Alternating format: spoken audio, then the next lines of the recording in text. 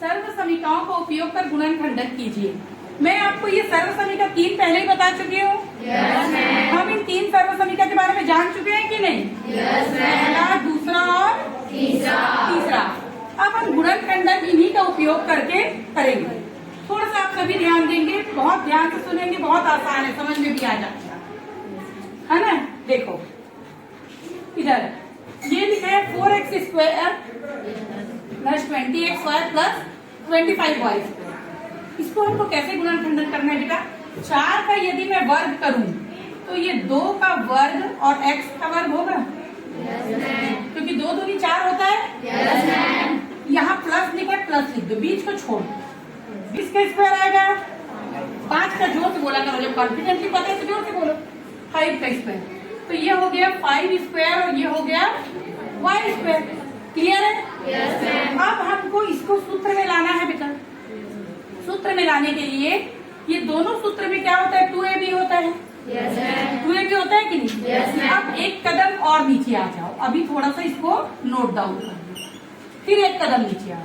तो बेटा ये दोनों का वर्ग है, तो इसको मैं 2x का वर्ग लिख सकती हूँ, प्लस ये बीच का छोड़ दूँ, इसको मैं 5y का वर्ग लिख सकती हूँ, 2x का स्क्वायर 5y का स्क्वायर। अब वहाँ हमारा 2ab है, दोनों सूत्र में 2ab है। हमने 2 पहले लिख दिया। a हमारा क्या है? 2x है कि नहीं है? ये हमने लिख दिया 2x। और b हमारा क्या है? 5y है। अब एक बार गुणा करके देखते हैं। 2 दूनी 4, 4 पंचे 20xy आ गया। यदि मान लो मैं 2x और 5y को आपस में गुणा करती हूँ तो ये 2 दूनी 4, 4 पंचे 20 हो गया, और xy का xy हो गया। तो हमको ये बीच वाला ही मिल गया कि? तो यदि हम सर्व समीकरण के साथ इसकी तुलना करें तो हमारा a यहाँ पे क्या हो गया? 2x, और b हमारा क्या हो गया? 5y हो गया कि नहीं? तो ये a² plus 2ab plus b² कौन सा सर्व समीकरण है बताओ? पहला, दूसरा, तीसरा में से किसके जैसा है? पहला के जैसे। किसके जैसा है? पहला के जैसे, क्योंकि पहला में दोनों क्या है तुम्हारा? धन है। ऋण होता तो दूसरे के जैसा होता। तो अब इसका हम इस तरफ देखेंगे बेटा, ये वाला साइड तो हमारा निकल गया। अब ये वाला साइड हमको देखना है, तो हम इसको क्या लिख देंगे? बराबर 2x धन 5y पूरे की घात 2। क्लियर हुआ? यही आपका उत्तर है। हमको इसको समझ जाओ, ये वाला जो है ये सर्व समीकरण का राइट हैंड साइड है, हमको लेफ्ट हैंड साइड लेकर के आना है। इसके पहले हमने जस्ट इसका उल्टा किया था, नोट डाउन कीजिए। सर्व समीकरणों को उपयोग कर गुणनखंडन कीजिए। ये दूसरे सेट का प्रश्न है। पहले प्रश्न और दूसरे प्रश्न में हम ये अंतर देख सकते हैं कि पहले प्रश्न में यहाँ हमारा क्या था? प्लस था। क्या था? और इसमें क्या है? अंतर है दोनों में। पहले प्रश्न और दूसरे प्रश्न में हमारा ये अंतर है कि पहले में ये प्लस था और दूसरे में ये क्या हो गया है? ऋण हो गया है। तो इसमें हमको थोड़ा सा ध्यान देना होगा। तो अब देखो बेटा, यहाँ लिखा है a²।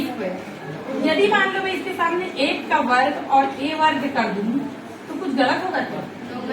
क्योंकि 1 का वर्ग करोगे तो 1 ही आएगा, और 1 से हम किसी भी संख्या को गुणा करते हैं तो वही संख्या मिल जाती है हमको, है ना? तो इसको हमने सेम लिख दिया, -10ab धन 25 को मैं फिर क्या लिख सकती हूँ बताओ? अभी बताए थे 5 का क्या? स्क्वायर।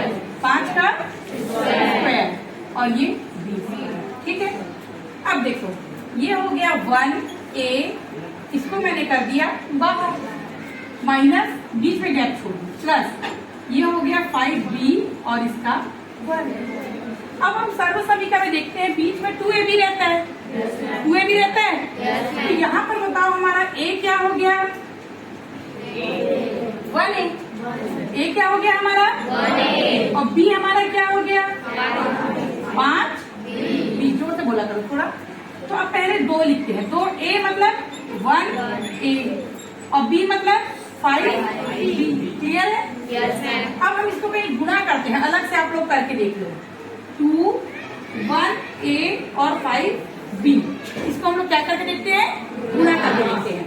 तो दो एकम दो, दो पंचे 10। ए और बी का ए और बी। कोई डाउट है किसी को? कंफर्म?